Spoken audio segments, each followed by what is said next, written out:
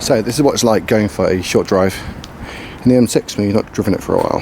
So there you go.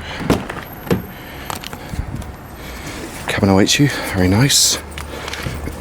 Step in and there's moisture on the windscreen, which is confusing. All of this looks good.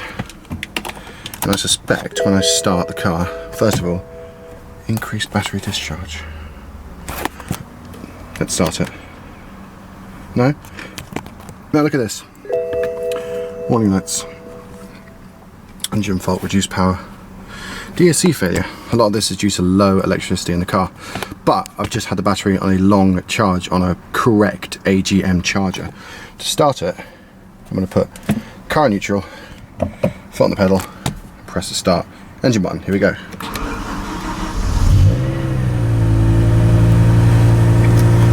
Took a little bit longer than I was expecting. As you can hear, the thing is actually quite loud on tickover. However, we are next to a wall.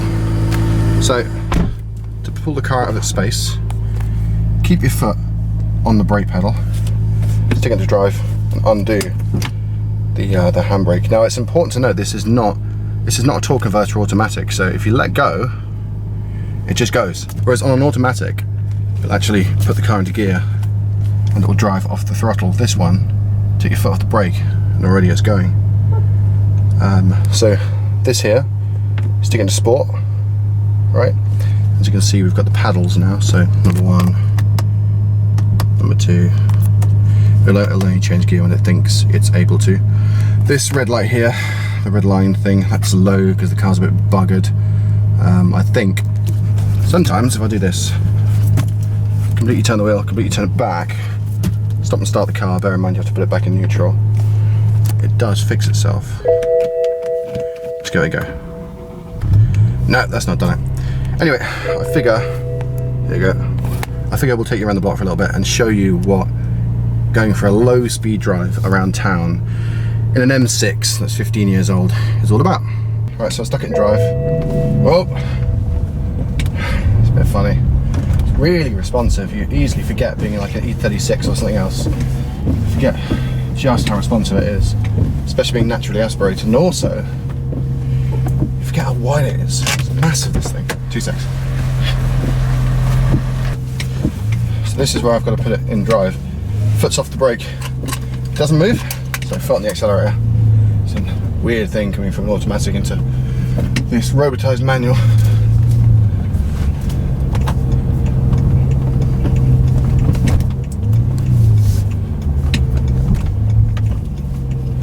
So I need people to look at me in this car, but not necessarily in a good way. I'm going to try and get over this green light and see what happens. Okay, there we go. Yes. Thank you, sir. So now I'm in the mode where, it's really funny for the diff at the back, I've got to be changing gears using these paddles. Quite frankly, this is the way to drive the car. If you leave it in automatic mode, it's really slow, it's really dim-witted. Not that you can actually see much, but I'm going to put it in automatic mode right now at these lights, and you do that by putting your hand on the sport. There you go, it's in drive. It's on speed 1 out of 5, so see if you can tell, right? Okay, first gear. Right, 3,000 RPM. Now it changes. Second. Nuts. My mum drove this car very briefly. And while she was doing so, it was surprising. It's just how much noise comes out the back of this car, even when you're just cruising around.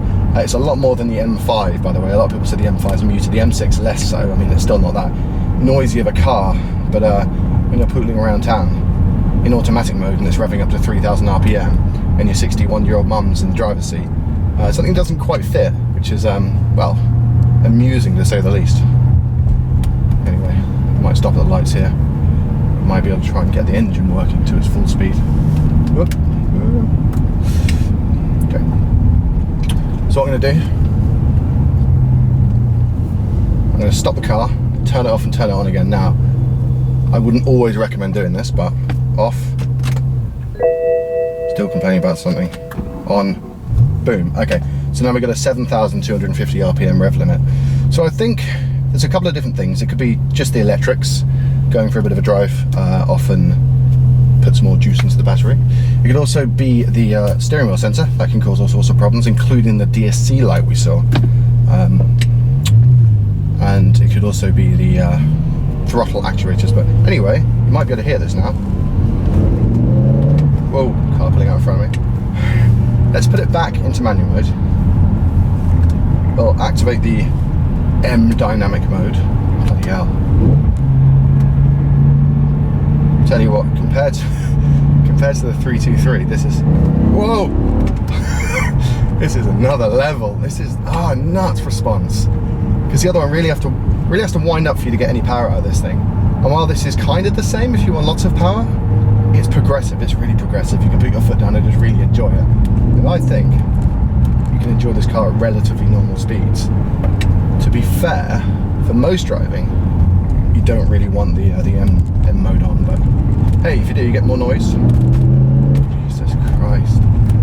Is that a red light? I should be focusing more on this. Let's go down here. I'll put it back into first gear. Then I'll see if there's an opportunity at any point for me to put the windows down. A little bit of a...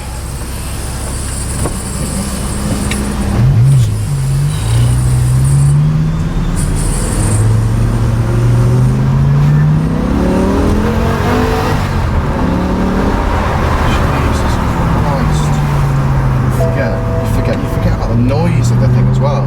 Listen. It's 4,500 RPM and I'm inconsolable. This is unbelievable.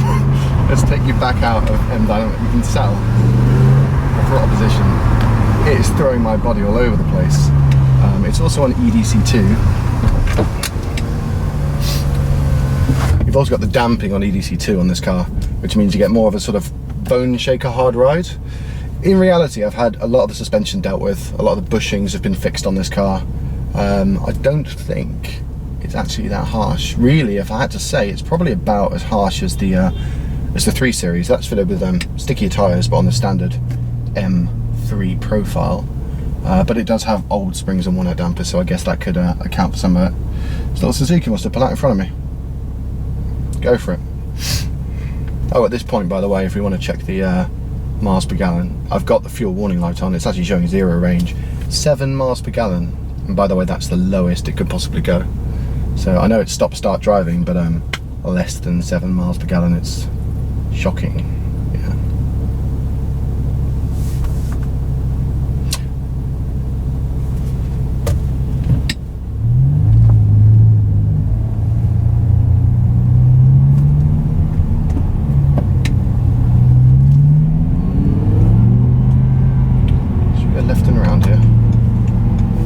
Now at this point the sport mode is not on the car at all. Give it a little bit of welly and it's a bit slower still. Oof. That's the difference. It's the difference between scary and just alright fast.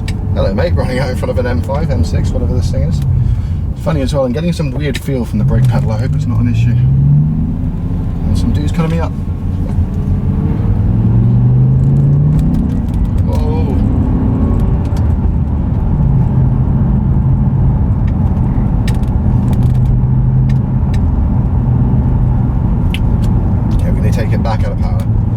Cruise our way home because I've just got a flashing light on the dashboard telling me, yes, thank you very much, the DSC has started to fail, which is not a good thing.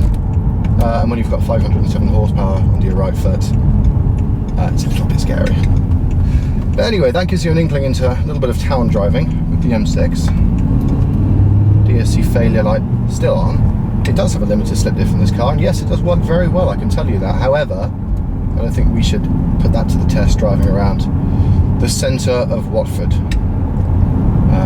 Let's just cruise home, put some tunes on the stereo, and maybe get ourselves very, very quickly to a fuel station. Oh man.